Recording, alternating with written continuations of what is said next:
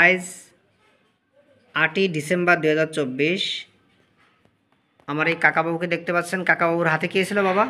আমার হাতে হয়েছিল প্রথম টিউমার। হ্যাঁ, টিউমার 2বার অপারেশন করাইছি, তাতে আমি কোনো ফলাফল পাইনি কাশিনা হসপিটাল থেকে। আচ্ছা আচ্ছা। লাস্টে এই কাকার কাছে থেকে 1 সপ্তাহের ওষুধ খাইছি, খাওয়ার পরে আমি পুরো সুস্থ, পুরো ভালো? হ্যাঁ, আজ 1 বছর ভালো, পুরো 1 বছর ভালো। হ্যাঁ। তার মানে এই কাকার মুখ থেকে শুনলেন বন্ধুরা, উনি এমবিবিএস ডাক্তার দিয়ে 2বার অপারেশন করিয়েছিলেন। হাতে ফোড়া টিউমার হয়েছিল, টিউমার, কিন্তু অপারেশন করার পরও সারে নাই। না, আমার এখান থেকে ওষুধ খেয়ে আপনি একবার ওষুধে ভালো, পুরো নির্মূল হয়ে গেছে, পুরো 100% ভালো। এখন আমি পুরো এখন কোনো সমস্যা নেই তো? না না না, কোনো সমস্যা নেই, আলহামদুলিল্লাহ।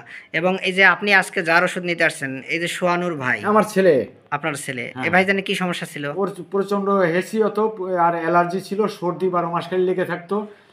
তা আল্লাহ করে মোটামুটি 1 বছর আগে ওষুধ খাইছি, খাওয়ার পরে পুরো সুস্থ, পুরো ভালো। কিন্তু হ্যাঁ। আবার একটু দেখা দিছে, ওষুধ ফুল কোর্স খাই নাই, ফুল কোর্স খায় নাই। না না, আচ্ছা বন্ধুরা, অনেকেই আছেন একটু ভালো থাকলে তাদের আর ওষুধ খেতে পারে না বা খেতে চায় না। আবার অনেক সময় কাকা একটু নিডি পারসন, মানে একটু অভাবী আছে আর কি সংসারে। এই জন্য মানে আমি বিষয়টা বুঝতে পারছি। আর যেহেতু জাহাজে চাকরি করে, প্রায় 7 মাস ডগে ছিল না কাকা? ডগ ডগ বলতে বন্ধুরা হয়তো অনেকেই জানেন এই ভাষাটা, এটা আঞ্চলিক ভাষা। এটা হচ্ছে মানে জাহাজ বসেছিল, মানে কোনো চাকরি ছিল না, তাই তো? এই জন্য হয়তো ওষুধ খেতে পারে নাই। ঠিক আছে, আমি তখন আমার ভাইকে হেলমেট ফ্লাওয়ার দিছিলাম বন্ধুরা। হেলমেট ফ্লাওয়ার মানে অ্যাকোনাইট। এই অ্যাকোনাইটের অপ্রতুল্য ক্রিয়ায় দাদাভাই 50% ভালো হয়েছিল একবারেরই ডোজে। এরপরে ওনাকে 1 ডিসেম্বরে দিয়েছিলাম, 1 ডিসেম্বর 2023। তখন দিয়েছিলাম নেট্টামিউর 2-3। এরপরে 15ই ফেব্রুয়ারি 2024 দিয়েছিলাম নেট্টামিউর 04-05। আজকে আপনার 8ই ডিসেম্বর 2024 ওনাকে নেট্টামিউর 0/6 0/7 দিলাম। আমি আশা করি ভাই এই ওষুধের অপ্রতুল্য ক্রিয়ায় ভাই আবারও সুস্থ হয়ে যাবেন, যতটুকু সমস্যা ওনার আবার দেখা দিছে। আর ধুলাবালি থেকে আপনারা জানবেন, ধুলাবালিতে যারা কাজ করে তাদের এই রোগটা বেশি হয়। হ্যাঁ, বেশি হয়।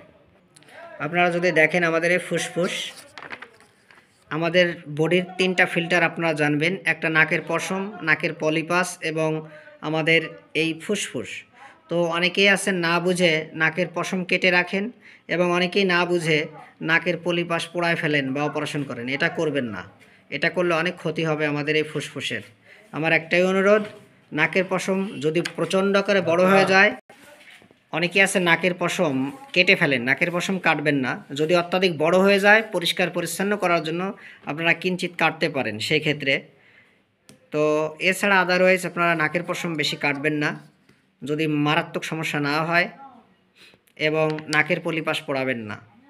অনেকে আছে না বুঝে পোড়ায়, কারণ অ্যানাটমিক্যাল নলেজ যাদের নেই তারাই কিন্তু এই পোড়াপুড়ির কাজ করে থাকে। এগুলো করবেন না। তো কাকা, আপনার এই কেসটা যদি জুনিয়র ভাই বোনেরা এবং জনসাধারণ দেখে তাদের মনোবল বাড়ায়, আপনার কোনো সমস্যা আছে বাবা? আমাদের আরো উপকার, সমস্যা নেই তো? না না না। আচ্ছা কাকা, আপনি এই পর্যন্ত যত রোগীগুলো আপনি পাঠিয়েছেন, আল্লাহর রহমতে কি আমার ওষুধের দ্বারা কি ভালো হয়েছে তারা? প্রত্যেকটা রোগী ভালো হয়েছে, প্রত্যেকটা রোগী, তাই না? হ্যাঁ, আমার জানা মতে যে কয়েকটা রোগী আমি পাঠিয়েছি প্রত্যেকটা রোগী উপকার পেয়েছে, আলহামদুলিল্লাহ। তো কাকা বাবুর কথাও শুনলেন যে সে নিজে উপকার পেয়েছে, তার ছেলেও উপকার পেয়েছে, এবং সে যত রোগী পাঠিয়েছে তার দ্বারা আমি ওষুধ দিয়েছি সেগুলো ভালো হয়েছে, তাই তো কাকা? আচ্ছা ঠিক আছে কাকা, আপনি ভিডিওতে সাহায্য সহযোগিতা করার জন্য ধন্যবাদ। আর আপনারা আমার এই ইউটিউব চ্যানেল থেকে এবং ফেসবুক পেজ থেকে এই কেসটা দেখে আসবেন, আমি কেসটার লিঙ্ক আপনাদের দিয়ে দেবো। সে অনেক সমস্যায় ছিল, ভাইজান ভালো আছে।